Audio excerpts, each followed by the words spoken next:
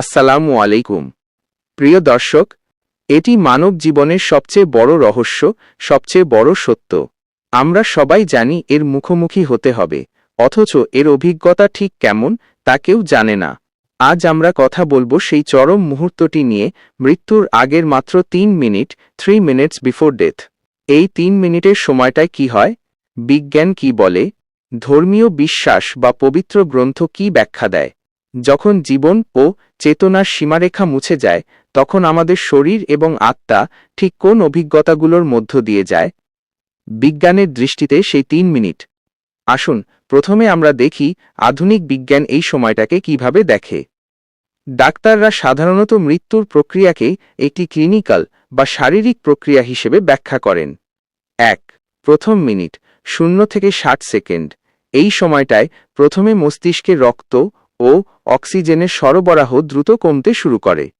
হৃদযন্ত্রের ক্রিয়া বন্ধ হওয়ার পর মস্তিষ্ক তার সংরক্ষিত শক্তি ব্যবহার করার চেষ্টা করে। এই সময়টায় রোগীর মধ্যে এক ধরনের বিভ্রান্তি ও তন্দ্রাচ্ছন্নতা দেখা দিতে পারে।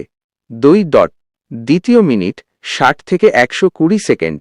এই সময়টা হল মস্তিষ্কের সবচেয়ে দ্রুত ও চূড়ান্ত কর্মকাণ্ডের সময়। বিজ্ঞানীরা একে ডেথ সার্জ বা মৃত্যু তরঙ্গ বলেন। গবেষণায় দেখা গেছে, হৃদযন্ত্র থেমে যাওয়ার পরেও মানুষের মস্তিষ্কে গামা ওয়েভ বা উচ্চ ফ্রিকোয়েন্সির তরঙ্গ দেখা যায়। অনেক বিজ্ঞানী মনে করেন এই সময়টায় মানুষ তার জীবনের সব ঘটনাকে দ্রুত একটি সিনেমার রিলের মতো চোখের সামনে দেখতে পায়। এটি সেই লাইফ ফ্ল্যাশব্যাক বা জীবনের দৃশ্যাবলী ফিরে আসার মুহূর্ত। 3. তৃতীয় মিনিট 120 থেকে 180 সেকেন্ড। এই সময়টায় মস্তিষ্কের কার্যকলাপ সম্পূর্ণ থেমে যায়। ইলেকট্রিক্যাল অ্যাক্টিভিটি শূন্যের কোঠায় নেমে আসে। ব্রেন সেল বা স্নায়ুকোষগুলো স্থায়ীভাবে ক্ষতিগ্রস্ত হতে শুরু করে। ক্লিনিক্যালি এই সময়টাকেই বায়োলজিক্যাল ডেথ বলে চিহ্নিত করা হয়। 2. ধর্মীয় দৃষ্টিকোণ, আত্মার যাত্রা। বিজ্ঞান যখন মস্তিষ্ক নিয়ে ব্যস্ত, তখন ধর্মীয় বিশ্বাস আমাদের সেই অভিজ্ঞতার অন্য একটি দিক তুলে ধরে, আত্মার যাত্রা।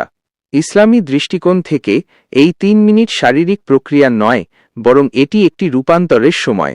এটি জাগতিক জীবন থেকে বারজাখের অন্তর্বর্তী জগৎ দিকে যাত্রা শুরুর মুহূর্ত। কোরআন ও হাদিসের শিক্ষা, এই সময়ই মানুষ ফেরেশতাদের দেখতে পায়। তাদের মধ্যে নেককারদের জন্য মালাকুল মৌত বা মৃত্যুর ফেরেশতা শান্ত ও সৌম্য রূপে উপস্থিত হন, আর মন্দদের জন্য ভিন্ন রূপে। এটি সেই সময় যখন আত্মা শরীর থেকে খুব কষ্ট সহকারে অথবা খুব সহজে বের হয়ে আসে, যা ব্যক্তির আমলের ওপর নির্ভর করে। মৃত্যুর যন্ত্রণা, সাকারাতুল মৌত হল জীবনের শেষ পরীক্ষা, যা আমাদের প্রিয় নবী সাল্লাল্লাহু আলাইহি ওয়াসাল্লাম কেউ স্পর্শ করেছিল। এই যন্ত্রণা এই সত্যকে মনে করিয়ে দেয় যে পৃথিবী থেকে বিদায় নেওয়া সহজ নয়। 3. রহস্যময় অভিজ্ঞতা, নিয়ার ডেথ এক্সপিরিয়েন্স, এনডিই। আমরা বহু মানুষের কাছ থেকে মৃত্যুর কাছাকাছি যাওয়ার অভিজ্ঞতা বা এনডিই এর কথা শুনি। যদিও তারা পুরোপুরি মারা যাননি, তবুও তাদের বর্ণনাগুলো ভীষণ চমকপ্রদ। এদের বেশিরভাগই যে বিষয়গুলো উল্লেখ করেন তা হল শরীরের বাইরে চলে যাওয়া বা ভেসে থাকা, একটি উজ্জ্বল আলোর দিকে এগিয়ে যাওয়া, অপূরণীয় শান্তি ও ভালোবাসা অনুভব করা, নিজেদের মৃত আত্মীয়দের সঙ্গে দেখা হওয়া। এই অভিজ্ঞতাগুলো বিজ্ঞানের গামা ওয়েভ সার্জের সঙ্গে মিলে যায়। প্রশ্ন ওঠে, এই স্মৃতিগুলো কি কেবলই মস্তিষ্কের রাসায়নিক বিক্রিয়া, নাকি এটি সত্যিই চেতনার অন্য জগতে প্রবেশ করার একটি ঝলক? উত্তর আজও রহস্যাবৃত। 4. চূড়ান্ত ভাবনা ও শিক্ষা। বন্ধুরা, সেই 3 মিনিট কেমন হবে তা নিয়ে আমাদের কৌতূহল থাকা স্বাভাবিক। তবে এর সবচেয়ে বড় শিক্ষা হল সেই মুহূর্তের জন্য প্রস্তুত থাকা। আমরা সেই চূড়ান্ত যাত্রার জন্য সম্পদ জমাতে পারি না, কিন্তু নেক আমল জমাতে পারি। মৃত্যুর আগের 3 মিনিটে মস্তিষ্ক যা করুক বা আত্মা যে পথেই যাক না কেন, আমাদের জীবনের সিদ্ধান্তগুলোই নির্ধারণ করবে আমাদের শেষ অভিজ্ঞতাটি সুখকর হবে নাকি কষ্টের। আল্লাহ আমাদের সবাইকে সেই চূড়ান্ত পরীক্ষার জন্য প্রস্তুত হওয়ার তৌফিক দিন এবং ঈমানের সাথে যেন আমাদের জীবন শেষ হয়।